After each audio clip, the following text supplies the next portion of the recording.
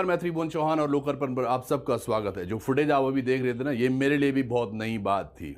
बात दरअसल क्या, देहरादून इंटरनेशनल फिल्म फेस्टिवल पहली बार मैंने देखा, लेकिन ये पिछले 6 वर्षों से हो रहा है। पिछले वर्ष नहीं हो पाया क्योंकि कोविड था, लेकिन देहरादून के अंदर इस तरह से इंटरनेशनल फिल्म फेस्टिवल का आयोजन करना और होना अपने आप में ही वाकई काबिले तारीफ़ है।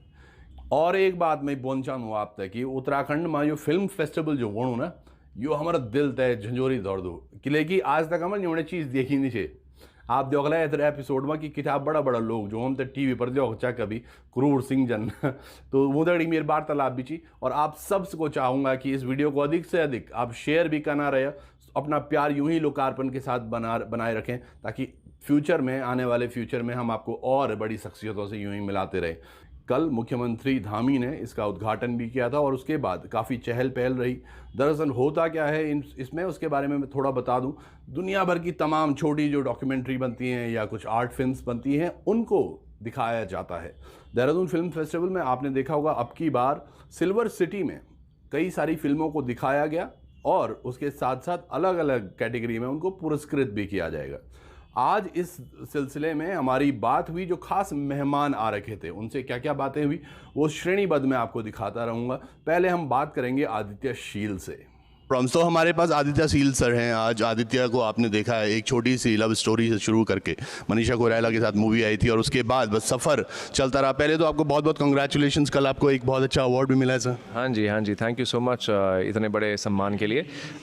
मोस्ट प्रॉमिसिंग एक्टर का मुझे अवार्ड मिला एंड ये मेरे लाइफ का पहला अवार्ड है, तो मेरे लिए बहुत ख़ास है ये। और उत्तराखंड कैसा लगता है सर? ये मैं दूसरी बार आया यहाँ पे। मेरा पहला सफ़र भी बहुत अच्छा था। मैं स्टूडेंट ऑफ द ईयर की शूटिंग पे यहाँ पे था और दूसरा बार अभी, भले ये छोटा ट्रिप है बट बहुत ही खूबसूरत। मुझसे किसी ने पूछा था कि अगर आप उत्तराखंड से कुछ ले जाएँ तो क्या ले जाएंगे, तो मैंने कहा यहाँ की वादियाँ और यहाँ की हवा। दरअसल उत्तराखंड से प्यार इसलिए भी है, आदित्य शील के पिताजी पहले गढ़वाली मूवीज़ में डायरेक्शन भी दे चुके हैं और साथ के साथ प्रोड्यूसर भी रहे हैं। एक क्वेश्चन मैंने थोड़ी देर पहले इन्हें बाहर भी पूछा, तो अब दोबारा से वो पूछ लेता हूँ सर, तो क्या लगता है आपको गढ़वाली मूवीज़ में कभी आपको देख पाएंगे? बिल्कुल, क्यों नहीं। मैं बिल्कुल ओपन हूँ गढ़वाली फिल्म्स करने के लिए भी। मैं चाहता हूँ कि यहाँ की स्टोरीज़ जो है वो पूरी दुनिया को बताई जाए, तो मैं ज़रूर करना चाहूँगा। सर एक अलग सा क्वेश्चन है, जैसे आज की डेट में, पहले हमारे बीच में से सुशांत गए और अभी एक बड़ा हादसा हुआ, तो कैसा है फिल्म इंडस्ट्री का माहौल, कैसा है? डर का माहौल भी है या फिर किस तरह से डर का माहौल तो मुझे पता नहीं, बट एक रियलाइजेशन का माहौल है कि हम अपने एक्टर्स पे बहुत ज़्यादा प्रेशर डालते हैं। ये पूरी जो दुनिया है वो इस प्रेशर से जूझ रही है और हम धीरे धीरे रियलाइज़ कर रहे हैं कि ये लाइफ है, इसे एक तरीके से जिया जाए, अपने ऊपर इतना प्रेशर ना लिया जाए। और मेंटल हेल्थ पे बहुत ज़्यादा बात हो रही है, जो मेरे ख्याल में इस वक्त की बहुत ज़रूरत है कि इस चीज़ पे बात की जाए। एंड काफ़ी लोग ये चीज़ रियलाइज़ कर रहे हैं अभी। एक और question sir, may be like आपने वैसे आंसर तो किया था, जिस हिसाब से नेपोटिज्म की बात हो रही है बॉलीवुड में, या फिर हम देख रहे हैं जिस तरीके से और चीज़ें, या ड्रग की बात करें या और चीज़ों को, तो आप अपने आप को कैसे दूर रखते हैं सब चीज़ों से? बहुत आसान है, अपना काम करते रहो। कब आपका टाइम आएगा, आपका समय आएगा, आप बस अपना काम करते रहिए। एंड ये सारी चीज़ें, नेपोटिज्म, ये सब जगह पे होता है। बाबर का बेटा हुमायूं, वही राजा बनाना, तो ये सारी चीज़ सब जगह पे होती है, हर बिज़नेस में। मेरे फादर का बिज़नेस है, आगे जाके शायद मैं ही संभालूँ, हम किसी और को तो हायर करेंगे नहीं बाहर से, हमारा फैमिली बिज़नेस है। तो ये अगर आप में हुनर है, आप में टैलेंट है, तो आप इन सारी चीज़ों को पार करके आगे निकल जाएंगे। एक बहुत बड़ी बात इन्होंने बोली और यकीनन ये बात सबको माननी पड़ेगी। एक अंतिम क्वेश्चन और उसके बाद हम चलेंगे कि आप इंस्पिरेशन हैं आज को यूथ के लिए, और आज उत्तराखंड का भी काफ़ी बड़ा एक यूथ ऐसा सेगमेंट है जो जाना चाहता है फिल्म इंडस्ट्री में, तो किस तरह से अप्रोच करना चाहिए और क्या कुछ करना चाहिए एक व्यक्ति को? पहले तो आप ये समझ लीजिए कि आपको इस कला से प्यार है या आपको जो कला के साथ ये ग्लैमर और ये फेम आता है उससे प्यार है। अगर आपको इस कला से प्यार है तो आप ज़रूर ज़िंदगी में कहीं ना कहीं पहुंचेंगे, बिकॉज़ आपका दिल और दिमाग सही जगह पे है। अगर आप इसके फेम और इसके ग्लैमर के लिए आ रहे हैं तो सोचिए इस बारे में दोबारा। क्योंकि हर चीज़ जो है वो दिल से होनी चाहिए। आप दिमाग से अगर करेंगे तो वो आप शायद उस मुकाम पर ना पहुँचे जहाँ पहुँचना चाहते हैं। तो सर जैसे यूथ के आइकन आज आप हैं, आपके आइकन कौन है या फेवरेट एक्टर कौन है? Hrithik Roshan forever. you have a body like him and you enact like that's pretty cool. So चलो यहाँ पर हमारी कुछ बातें तो हुई और बहुत बहुत धन्यवाद अपना समय देने के लिए because he's going out for his drive to you going I'm leaving for Bombay, yes. जी जी जी। कैसा अभी जैसे मसूरी में भी मैं आपको पूछता हूँ, GNFCS में थे आप, मैंने तब भी आपकी झलक देखी थी, मुलाकात तब हो नहीं पाई थी, तब मैं टाइगर श्रॉफ से ज़रूर मिला था। GNFCS स्कूल जो है उसका कैसा है, क्योंकि GNFCS के भी काफ़ी लोग हैं जो हमें अभी देख रहे होंगे। हाँ, आई थिंक मैं स्कूल में शायद था नहीं वहाँ पे, मैं स्कूल में नहीं गया था। स्कूल में आप यहाँ पे थे, आप FRI में थे? FRI में था। कैसा रहा FRI का? बहुत ही बेहतरीन, वहाँ के काफ़ी लोग मिले हमें, काफ़ी स्टूडेंट्स थे वहाँ पे जो हमें काफ़ी मिले एंड बहुत ब्यूटीफुल था। मैंने कभी एक्सपेक्ट नहीं किया था कि यहाँ पे शहर के बीच में इतना ब्यूटीफुल सा यूनिवर्सिटी होगा, इतना बड़ा ये वो, बहुत ही बेहतरीन, बड़ा मज़ा आया। चलिए, thank you so very much, it was glad to meet you sir. तो जैसे हमने देखा आदित्यशील का जो कहना है कि स्टूडेंट ऑफ द ईयर के टाइम पर जब वो यहाँ आए थे तो एक बड़ी उनको जो बात लगी वो थी FRI। ऐसा कैंपस उन्होंने पहले कभी नहीं देखा था, और हो भी क्यों ना, देहरादून है ही इतना खूबसूरत और ये उत्तराखंड का एक इतना रमणीक स्थान है जहाँ पर बस जाने का मन करता है। इसके बाद हमारी अखिलेंद्र मिश्रा से भी बात हुई, तो अखिलेंद्र मिश्रा से क्या बात हुई, आइए एक झलक उसकी भी देख लेते हैं। तो अब क्रूर सिंह कहें या फिर मिर्ची सेठ, आज हमारे साथ बैठे हुए हैं। मेरी तो आधी आवाज़ ही नहीं आ रही है sir. You are so powerful to me and to the audience. बहुत बहुत धन्यवाद सर लोकार्पण। बहुत बहुत धन्यवाद लोकार्पण के लिए। सर पहले तो आप भी भोलेनाथ के बहुत भक्त हैं और आज भोले की नगरी में आप उत्तराखंड में हैं, तो कैसा लग रहा है सर, और उत्तराखंड कितना घूमते रहते हैं सर आप? नहीं, मैं बाबा केदारनाथ जी को प्रणाम करता हूँ, बद्रीनाथ जी को प्रणाम करता हूँ, काली घाट भी गया हूँ, काली जी को प्रणाम करता हूँ, गंगोत्री जन्मोत्री को प्रणाम करता हूँ। ये तो देवभूमि है उत्तराखंड और सौभाग्य है हमारा यहाँ आना, बड़ा कम होता है आना, लेकिन मैं केदारनाथ जी के यहाँ गया हूँ, बद्रीनाथ जी के यहाँ गया हूँ, प्रणाम करके आया हूँ, काली घाट भी गया हूँ मैं। और बहुत डिफ़िकल्ट है वहाँ जाना, वहाँ तक केदारनाथ वगैरह में तो हेलीकॉप्टर है, काली घाट में वहाँ नहीं है। तो हेमकुंड साहब जाने की ख्वाहिश है, वहाँ नहीं जा पाया हूँ, और गंगोत्री और जन्मोत्री। तो ये बड़ा अद्भुत, ये बड़ा अच्छा अवसर मिला मुझे।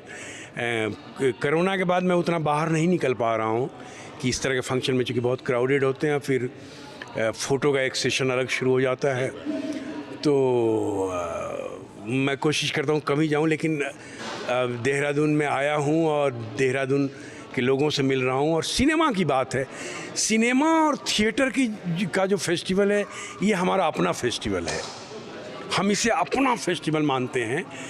तो अगर हम इस फेस्टिवल में नहीं जाएंगे तो कौन जाएगा? तो इस विचार से हमने कहा नहीं मैं आ रहा हूँ।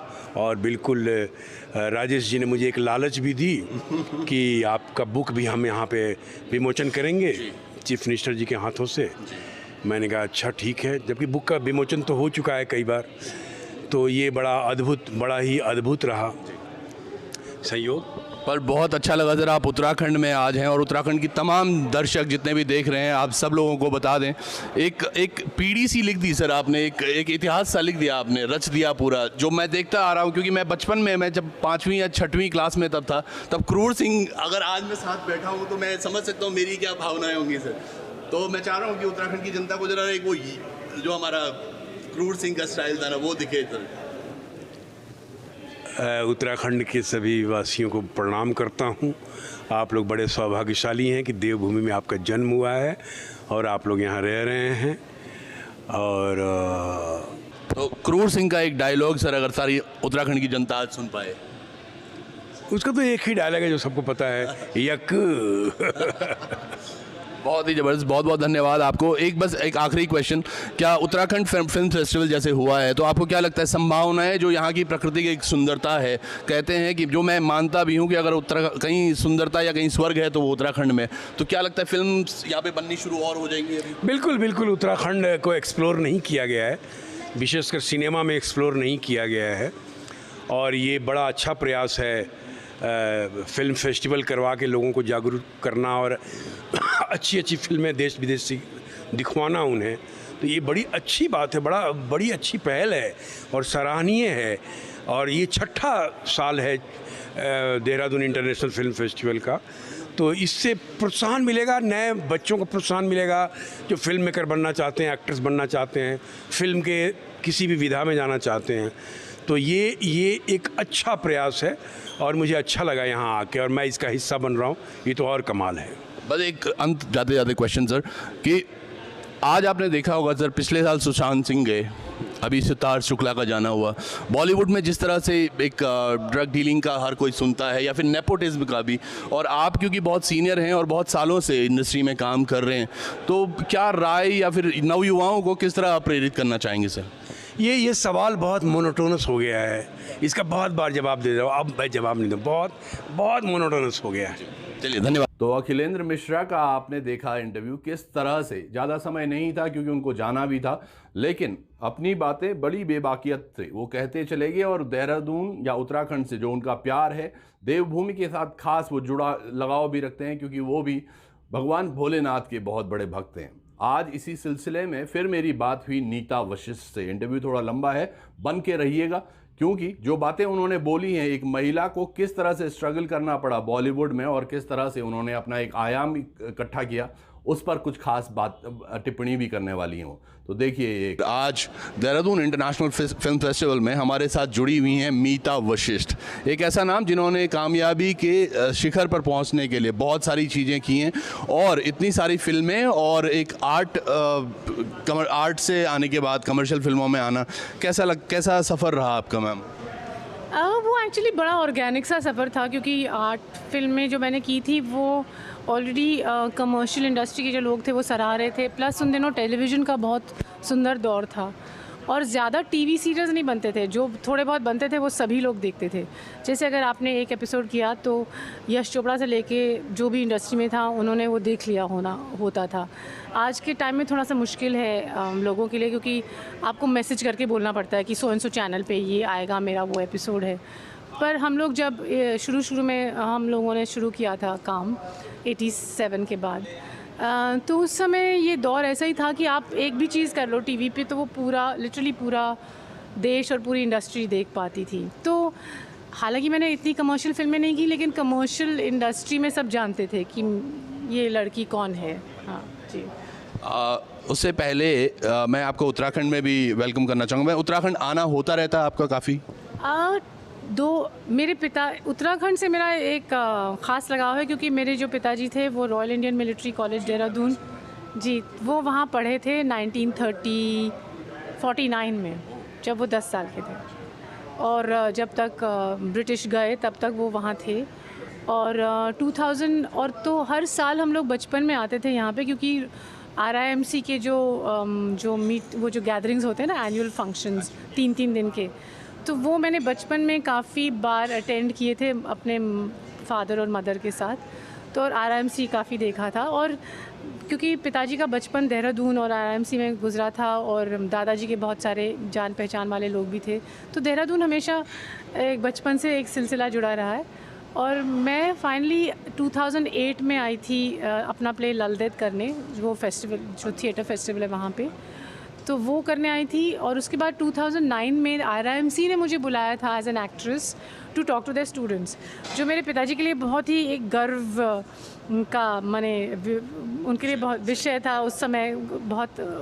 और वो भी साथ आए थे मेरे, तो उनको भी फिर उनको जब पता चला कि अरे आप इनकी बेटी हैं, तो उन्होंने पिताजी के लिए भी एक अलग से सेशन करवाया स्टूडेंट्स के साथ। तो ऐसा कुछ चलता रहता है। बहुत बड़ी बात है एक बेटी जब अपने पिता को गौरवान्वित करती है, और महिला ऐसी भी जो कि काफ़ी बातें आपने नेपोटिज्म में भी पर भी पहले की हैं, लेकिन जिस तरह से इन्होंने अपना एक मुकाम पाया है आज बॉलीवुड में, वो एक अलग ही दिखता है। एक छोटा सा प्रश्न मैं आपसे ज़रूर पूछना चाहूँगा, आर्मी फैमिली से आते हैं आप, और क्या आर्मी फैमिली के जब बॉलीवुड में आप देख रहे हैं काफ़ी बच्चे हैं जो आर्मी फैमिली के आने के बाद, तो आप लोगों का कोई ग्रुप वगैरह भी है वहाँ पर? नहीं, क्योंकि ऐसा कोई ग्रुप नहीं है, क्योंकि जैसे मुझे पता है कई सारी एक्ट्रेसेस और स्टार्स हैं आर्मी से, पर हम जैसे मेरे फादर रिटायर हुए थे 1980 में, तो हमने आर्मी का एक बहुत अलग दौर देखा है बचपन से। और डिपेंडिंग ऑन आप कौन से आर्म में थे, like my father was in the artillery, तो अब और प्रियंका चोपड़ा के फादर थे वो मेडिकल में थे, तो ऐसा कोई तालमेल बैठता नहीं है उस लेवल पे कि एक हाँ आप फ़ौजी हैं। और मेरे पिताजी ने तीनों युद्ध लड़े थे, 62 चाइनीज़ वॉर, 65 पाकिस्तान के साथ एंड 71 वॉर, तीनों वॉर्स में थे वो। तो वो मेरे लिए वो एक बहुत ही ख़ास अलग फ़ौजी हैं, माने मेरे लिए वो अल्टीमेट फ़ौजी हैं मेरे लिए। तो हर आर्मी का दौर बदलता रहता है बिकॉज़ नई जनरेशन्स आती हैं, कई सारे माहौल काफ़ी बदलता है, कई चीज़ें बदलती हैं। तो ऐसा नहीं है कि सिर्फ आर्मी से होना आपको जोड़ देता है एक साथ, और भी चीज़ें चाहिए उसके लिए। माने अगर आप बचपन से एक साथ पढ़े लिखे रहे तो अलग बात होती है। बहुत बड़ी बात है यहाँ पे। मैं पहले भी आपको बता चुका हूँ इसमें कि उत्तराखंड जो है वो सैन्य धाम कहलाता है, और आज जो हमारे साथ महिला आप देख रहे हैं ये एक आर्मी फैमिली से आती हैं और इनके फादर ने तीनों लड़ाइयाँ लड़ी थी, तो वो अपने आप में भी बहुत बड़ी बात है। तो मैम जब दिल से आप कर रहे थे movie, it was quite opposite friction, तो उस टाइम पे परिवार का कैसा मानना था? क्योंकि हम एक परिवार, क्योंकि आप भी चंडीगढ़ से आए हैं, एक मैं समझता हूँ एक आर्मी फैमिली से, मैं खुद एक आर्मी फैमिली से हूँ, तो we understand the things within the house. तो आपको मतलब कुछ बोला गया था, टिप्पणियाँ थी कुछ? No, I've been hearing. My father, in fact, also served in NEFA, which was a Northeastern Frontier Alliance. उन दिनों जो सब 7 sister states हैं. So I know a lot of stories from there. But दिल से, by the time I was doing दिल से, it wasn't जैसे मेरे पेरेंट्स ने कभी मेरी choice of films या मुझे उसमें क्या करना चाहिए, बल्कि उनको मेरे पिताजी थोड़ा से अपसेट थे जब मैंने एक्टिंग का चुनाव किया कि मैं एक्टिंग करूँगी, क्योंकि उस समय एक्टिंग का करियर था नहीं, ना टेलीविज़न था देश में ना कुछ। पर मेरे अंदर से एक जो बहुत स्ट्रॉन्ग पुकार थी कि आप इस चीज़ के लिए बने हो, वो एक दूसरी कहानी है। तो वो चाह रहे थे IAS करूँ ये वो, तो उनको ये एक सांत्वना मिली जब मैं बहुत जल्दी NSD से पास आउट होती, मैंने अच्छी फिल्में की और ऑलरेडी नाम ऑलरेडी माने आने लगा लोगों के सामने एक ही साल के अंदर। तो उनको ये थोड़ा सा सांत्वना हुई कि चलो कम से कम जो चॉइस उसने की है उससे उसको शोहरत मिल रही है और अच्छा हम लोग सराह रहे हैं। और उनको हमेशा जो भी मिलता था कहता था कि आपकी डॉटर बहुत बड़ी एक्ट्रेस है, बहुत अच्छी एक्ट्रेस है। तो वो चीज़ें उनको फिर समझ में आने लगी कि चलो ठीक है, जो भी कर रही है अच्छा है। तो प्लेज उन्होंने 1-2 मेरे देखे थे before I joined NSD full time, तो बल्कि वो के आ गए थे। संध्या छा किया था मैंने नानी का रोल 20 साल की उम्र में, तो वो उनको बड़े आंसू आ गए थे। तो उन्होंने मेरी माँ से कहा उसने बहुत रुलाया नाटक में, लेकिन उसके बावजूद वो नहीं चाहते थे कि, क्योंकि उनको लगा कि सुरक्षित होना चाहिए जीवन उसके लिए, तो ऐसा उन्होंने कभी ज़्यादा दखल अंदाजी नहीं की। ना ही मैंने कभी अपने माँ बाप, मेरे माता पिता को मैंने कभी उनका सहारा लिया, कभी किसी भी फिल्म मीटिंग के लिए या फंक्शन, कभी नहीं। मैंने उनको दूर ही रखा उससे, क्योंकि मुझे लगा वो एक फ़ौजी इंसान है और अक्सर सिविलियंस को नहीं समझ में आता है कि एक फ़ौजी इंसान के साथ किस तरह से बात। मैं बहुत प्रोटेक्टिव हूँ अपने पेरेंट्स के बारे में, बल्कि जब 2009 में हम लोग जब RMC आए, दोनों हम पूरा परिवार आया, तो जब प्रेस ने मेरा इंटरव्यू लिया और जब पिताजी का इंटरव्यू लेना चाह रहे थे, तो मैंने उनको बहुत कहा, मैंने कहा देखो कुछ ऐसा मत लिखना जिससे मेरे पिताजी के को ठेस पहुँचे, उनका आप कोई शब्द मिस इंटरप्रेट मत करना। तो मैं तो बिल्कुल मैंने ऐसे हो गई थी प्रेस के साथ। तो उनका मैम कोई चिंता मत कीजिए, क्योंकि पिताजी की अलग से इंटरव्यू ले रहे थे वो। तो मैंने कहा कुछ ऐसा, मैं पिताजी मुँह फट थे, कुछ बोल देंगे फ़ौज के बारे में जो भी, मैंने कहा कुछ ऐसा मत लिखिए जिससे उनको माने बुरा लगे बाद में। तो I was very protective about him vis-a-vis the press and all that. It's been a long journey ma'am, और आज के जो हमारे युवा हैं they want to get into Bollywood और काफ़ी कुछ करना चाहते हैं वहाँ पर, लेकिन कई बार एक राह नहीं मिल पाती सही। और आजकल जैसे देखा भी जाता है, कई लोग बोलते हैं कि नेपोटिज्म को बहुत फेवर हो रहा है। क्या आप जब आए थे तब कुछ ऐसा लगा आपको? देखो, I don't know about the current thing because today the criteria for stardom is very different. Most of the time a lot of young people don't want to train, they feel that if I've got a good physique and I have a good face and I have a decent command of the language, what more do I need? बाकी तो director बता देगा। लेकिन आप हमेशा फिर दूसरे पे निर्भर होते हैं कि वो आपसे कुछ करवाएगा। तो हम लोग जब यंगस्टर्स थे तो हमारा तो अलग ही था कि हमको मालूम है हम क्या करना है, हमको सिर्फ आपका प्रेमाइज समझना है कि आप क्या फिल्म है, कैसा कैरेक्टर है, बट हम कुछ करके बताएंगे, हम कुछ करके दिखाएंगे। तो मतलब जो मेरा पूरा अलग हो जाता है फिर। फिर आप अपने मास्टर होते हैं, भले ही आप फिर आपको कोई आप किसी पे डिपेंडेंट नहीं होते हैं। बहुत बड़ी बात है। तो मतलब मैं एक्चुअली पूछना चाह रहा था कि जब स्टार्टिंग में आए तो आप आराम से आपको रोल्स वगैरह मिल गए थे या तब काफ़ी कुछ कठिनाइयाँ हुई थी? पहले 3-4 साल तो मेरे पास एक संडे भी ऑफ नहीं मिलता था, मुझे इतना था। फिर उसके बाद एक बार मुझे याद है मैंने श्याम बेनेगल जी से कहा था, क्योंकि हम डिस्कवरी ऑफ इंडिया की शूटिंग से आ रहे थे, मैंने कहा ओ मेरे पास तो एक संडे भी ऑफ नहीं हुआ है पिछले 4 साल से। तो उन्होंने मुझे ऐसे देखा, कहते तुमको पता नहीं है तुम क्या कह रही हो, जिस दिन तुमको मालूम नहीं है कि क्या होता है एक्टर का घर बैठना। और फिर वो मुझे पता चला, बिकॉज एक दौर आया था बीच में जब टेलीविज़न से शिफ्ट हुआ, टेलीविज़न ने जो शिफ्ट बनाया ना, तो उसमें हम लोग काफ़ी लोग टटोल रहे थे कि हमें क्या करना है। और सडनली वो दायरे सॉर्ट ऑफ मिटने लगे मेन स्ट्रीम, और बहुत सारे जो रिटायर होने वाले थे एक्टर कमर्शियल सिनेमा में, उनको लगा कि अरे ये 8 फिल्मों में तो फेस्टिवल में जाते हैं, नाम होता है, तो हमको भी यहाँ चाहिए कुछ काम, तो ये भी दौर आने लगा। तो ऐसी बहुत सारी चीज़ें उथल पुथल होने लगी। फिर उस समय ये भी था कि हमें कभी लगा नहीं था कि एक एक्टर कभी ऐड करेगा, एक्ट्रेस।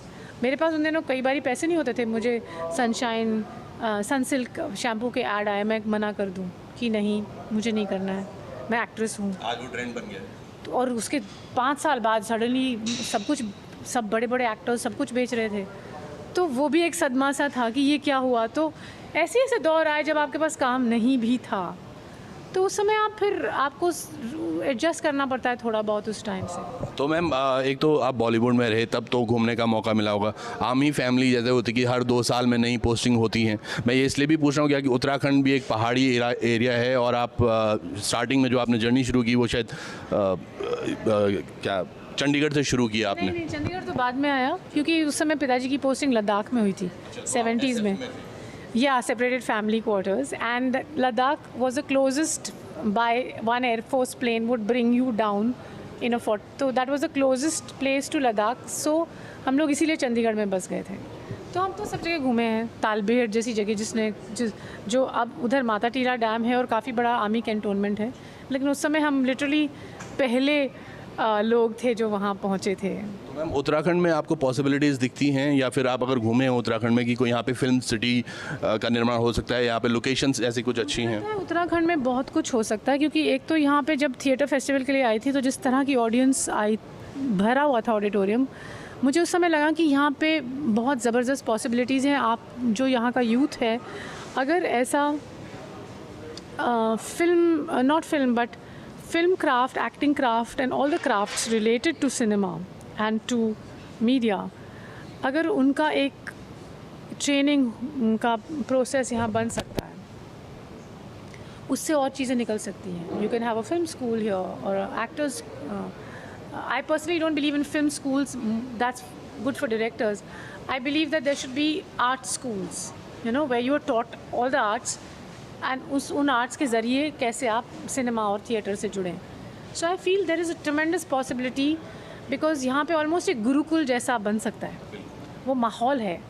तो मैं तो चाहूँगी यहाँ एक गुरुकुल खोल लूँ, not that I call myself a guru, but Gurukul का मतलब होता है कि एक नॉन फॉर्मल किस्म का ट्रेनिंग प्रोसेस, जहाँ पे आप इंडिविजुअली सीख रहे हैं, और आपकी जो इंडिविजुअल पर्सनालिटी है और आपके जो इंडिविजुअल स्वभाव है, उसके मुताबिक आपका बढ़ावा होता है।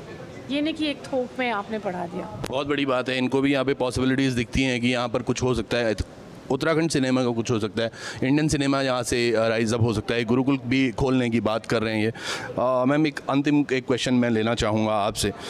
आपने ज़िंदगी में बहुत सारी फिल्में की हैं, बहुत सारे रोल किए हैं, कोई एक ऐसा रोल या कैरेक्टर जो आप प्ले करना चाहती थी और स्क्रीन पर आप जब देखती थी, काश मैं, जो अभी थोड़ी देर पहले आप बोल रहे थे, the Shahrukh Khan was there in the crowd and he wanted to see कि खलनायक से बस मैं संजय दत्त को निकालूँ, ऐसा कुछ आपके साथ कभी हुआ? मैंने उन्होंने लिटरली नहीं कहा, पर उनकी आंखों में वो था कि बस मुझे होना चाहिए उधर। तो ऐसा कभी आप? हाँ, बहुत हुआ है कई एक फिल्मों में।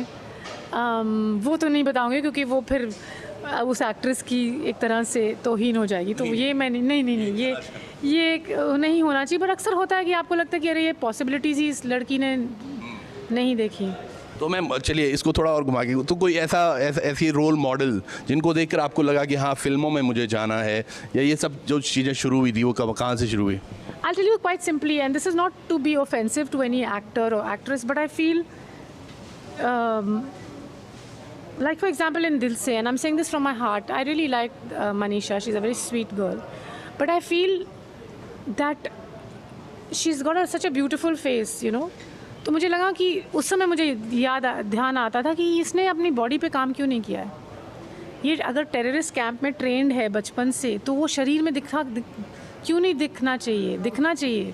तो मुझे लगता था कि इस रोल को वो कहाँ से कहाँ ले जा सकती है। It can be one of the most fantastic award winning roles, that you are a muscle trained killer woman who becomes vulnerable because she falls in love. उसको जब इश्क हो जाता है तो उसका जो पूरा जो उसको ट्रेन किया गया एज अ किलर, वो डगमगाने लगता है। तो मुझे उस समय लगता था कि क्यों नहीं इस लड़की ने ये सोचा है। I was, I'm probably a little bit older than her, and I used to think, what a lost opportunity. If I was doing this role, I would have built my muscles for this role, and then to fall in love. आपने तो बनाई हुई थी muscles. नहीं, मैं तो वैसी ही hardcore terrorist थी उसमें। मेरे पास तो वो गुंजाइश ही नहीं थी वल्नरेबिलिटी कि वो स्कोप नहीं था। लेकिन मुझे हमेशा लगता रहा उसके लिए कि इस रोल में कितना है जो तुम नहीं कर रही हो, thank you so much ma'am, you been so generous, thank you so much. और धन्यवाद आप सब लोगों का, लोकार्पण से जुड़े रहिएगा। देहरादून इंटरनेशनल फिल्म फेस्टिवल में और कुछ क्या हो रहा है आपको दिखाते रहेंगे। तो ये थी नीता वशिष्ठ, अपनी बातों को इन्होंने भी बड़ बखूबी रखा, और किस तरह से इन्होंने अंत में जाते जाते वो चीज़ें कह दी जो इनके दिल में एक उबार सा था। दिल से में किस तरह से मनीषा कोइराला के साथ काम करते हुए क्या कुछ इनके दिल में भी थी। और मैं आप सबको बता दूं, ये एक बहुत बड़ा एक्सपीरियंस और तजुर्बा मेरे लिए भी था, लोकार्पण के लिए भी बहुत तजुर्बा था कि आज पहली बार हम फिल्म स्टारों से इस तरह मिल पाए।